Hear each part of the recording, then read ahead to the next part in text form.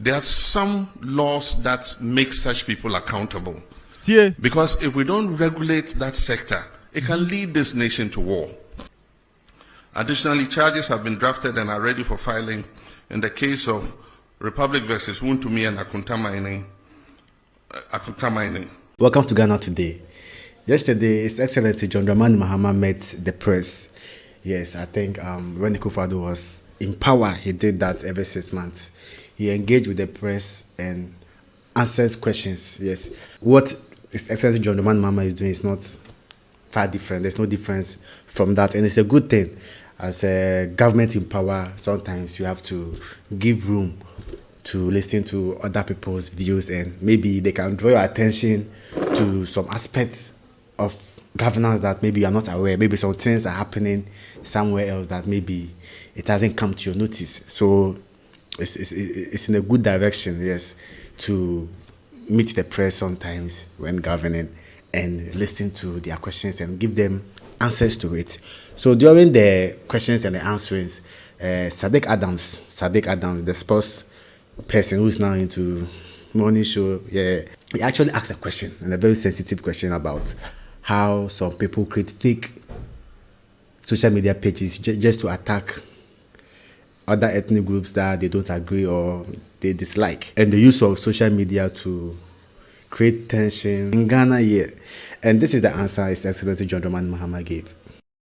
Social media accounts created by unidentified people purported to be representing ethnic and tribal groups. We have seen some vile attacks, pockets of that on social media, TikTok, and some of them in real life.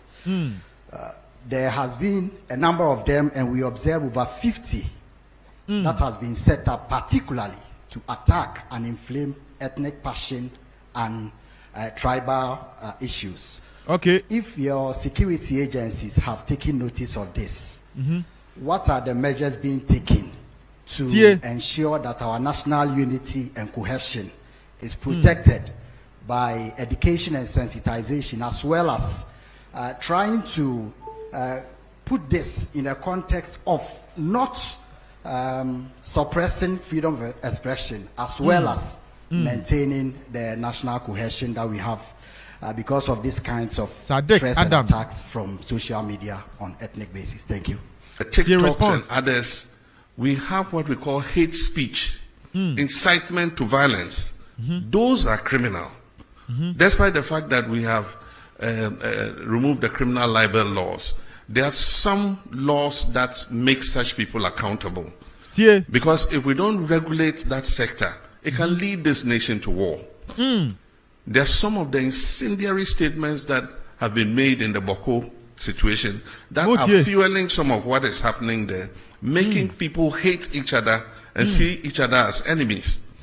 It's been the same in the Gonja Brefo thing. Some people fanning and inciting violence against each other. This falls in the ambit of the National Signals Bureau. And so the National Signals Bureau now has the technology to use your IP number and find you wherever you are. So I'm sending a signal to Ghanaians that we can find you those doing those hate speech and things. We'll use your IP number, we'll trace you. And when we trace you, we'll deal with you under the criminal code for inciting violence and disturbance of the peace. But I believe that beyond that, we must start making regulation for this new media because it's unregulated. And so anybody just takes a phone and says, oh, this plane crash, I wish that so and so had been the one in the helicopter and had died. And dwarfs have eaten him in the forest. I mean, why would you say something like that?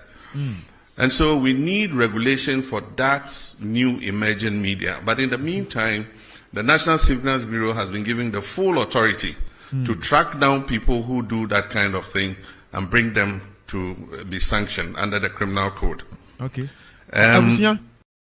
And this is another video of His Excellency John Dramani Mahama addressing the fact that some people think the previous government, those who loot the system, who loot money, who were given contracts and were not able to fulfill it or didn't even bother doing it, but they took the cash and went to spend it. Yes, His Excellency John Dramani Mahama told the press that no, these people will be held accountable. The fact that they have been arrested and released doesn't mean they are free. Yes, at the right time, they'll be prosecuted if enough evidence is found. My friends, I understand that public accountability and the recovery of looted state resources are at the top of your expectations from my government. And let me assure you, my fellow citizens, that we've not wavered in our commitment for even a moment. Neither have we been complacent. What you are witnessing is not inaction, it is our steadfast adherence to due diligence, due process, and fairness in the pursuit of justice. Yes, our insistence on doing things the right way may afford those who have looted this country some temporary relief, but let me be clear, it will not grant them permanent escape. Across multiple fronts, active pursuits and prosecutions are well underway under the Operation Recover or the Loot. Over 200 cases are under active investigation, with about 80 people interrogated so far. Several prosecutions have begun, progressing steadily and remaining firmly on course. In the Republic versus Edubwa and 3 others, the state has submitted witness statements together with all other documents, and trial has commenced. And the first of 3 prosecution witnesses have been called and have been cross-examined by counsel for the accused person. With the SkyTrain case, for instance, the prosecutors have secured a trial date, as all preliminary matters have been concluded and the trial is set to commence. For the National Service Authority case, due to its expansive nature, charges have been drafted and will be filed as soon as the legal year begins against the following person: the Republic versus Osei Sibe, the Republic versus Eric Nyaku, the Republic versus Gifty Owari.